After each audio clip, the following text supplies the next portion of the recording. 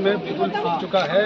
डुमरी उपचुनाव को लेकर के सूबे के मुखिया से लेकर तमाम जो नेता हैं वो डुमरी में ही नजर आ रहे हैं, लेकिन डुमरी में इस बार क्या होगा उपचुनाव में वो देखना दिलचस्प होगा। लेकिन उससे पहले जो है डुमरी में एक बेहद बड़ा जो है एक तरीके से समझिए कि समर्थन कह लीजिए या फिर एक तरीके से निष्पक्ष कह लीजिए कि टाइगर जयराम को लेकर की भी निगाहें तेज हो गई हैं। डुमरी उपचुनाव में सीधे तौर पर अगर कहा जाए तो टाइगर जयराम महतो का समर्थन कहाँ है ये लोग जानना चाहते हैं। देखिए आपका कैंडिडेट नहीं है। देखिए सबसे पहली बात है, हमने स्पष्ट कहा है कि हम लोग जहाँ उपचुनाव की बात आती है उपचुनाव को लेकर हमारी कोई तैयारी नहीं है, रणनीति नहीं है।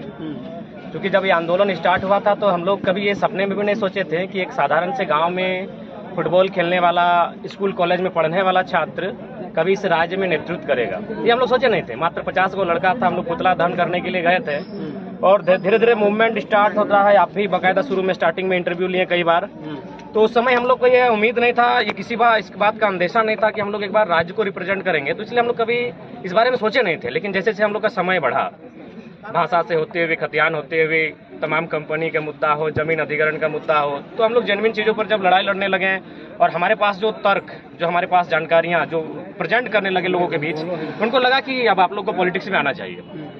लगभग 10 दिन का हम समय लिए, 10 दिन में लगभग नहीं करने से भी 10-12 से ज्यादा जिला का दौरा किए और फाइनली हम लोग पॉलिटिकल रिफॉर्म की ओर घोषणा किए। इलेक्ट्रोल पॉलिटिक्स में हम लोग कदम रखेंगे, इस बात की भी घोषणा किए। तो हम लोग घोषणा इसलिए की कि 2024 में हमारा विधानसभा चुनाव होगा, 2024 में लोकसभा चुनाव होगा, यानी हम लोग फ्रेश पॉलिटिक्स करेंगे। और फिलहाल डुमरी में है वो एक उपचुनाव है, उपचुनाव को लेकर हम लोग विशेष इंटरेस्टेड नहीं है। हाँ, ये बात आप सही बोले, डुमरी निर्णायक नहीं, अगर डुमरी में 2024 में वो हम लोग का एक महत्वपूर्ण सीट होगा।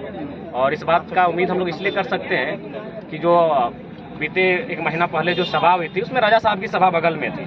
राजा साहब यानी राज्य के मुखिया, मुख्यमंत्री माननीय हेमंत सोरेन, और उसके ठीक 5 किलोमीटर में हमारी भी सभा थी। राजा साहब की सभा में लगभग 1 करोड़ का पंडाल था, एसी था, पंखे थे, कूलर था, सारी चीजों की व्यवस्था थी और लगभग 1 महीना से प्रचार भी था। हमारी सभा में 1 दिन का प्रचार हुआ था और लगभग हमारी सभा में 40,000 की संख्या में लोग थे। राजा साहब की संख्या में लगभग 15-20 हजार थे। तो जाहिर सी बात है, डुमरी, चूंकि डुमरी एक ऐसा क्षेत्र है जहां हमारी जो समिति कही, हमारे संगठन कही, उसका एक बहुत बड़ा जनसैलाब है। अतः 2024 में डुमरी सीट हम लोग के लिए निर्णायक हो। जगन्नाथ महतो उन्होंने भी टाइगर लिखा, आपने भावभीनी श्रद्धांजलि भी दी थी, आपकी तस्वीर भी जो है सोशल मीडिया पर उनके साथ लगी थी। तो लोग कयास लगा रहे हैं कि कहीं ना कहीं टाइगर जयराम महतो जगन्नाथ महतो को ही समर्थन दे रहे हैं, क्योंकि अब वो नहीं रहे तो उनकी पत्नी चुनावी मैदान में। देखिए, एक सम्मान और समर्थन दोनों अलग विषय है। मैं उनका सम्मान करता हूँ, इसीलिए हमने कैंडिडेट नहीं दिया।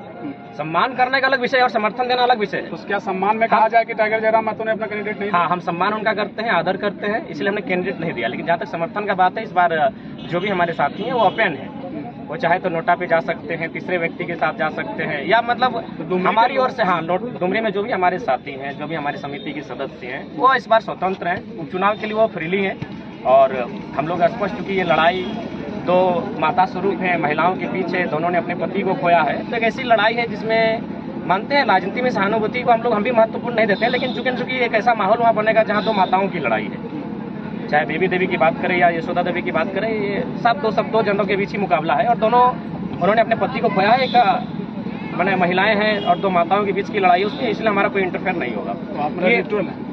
इसमें हम लोग न्यूट्रल रहेंगे और हमारे जो भी साथी हैं उनको संदेश होगा कि आप जो आपके विवेक में लगता है, और हो सके तो हम लोग 2024 का जो लोकसभा चुनाव होगा उसकी अब तैयारी करें।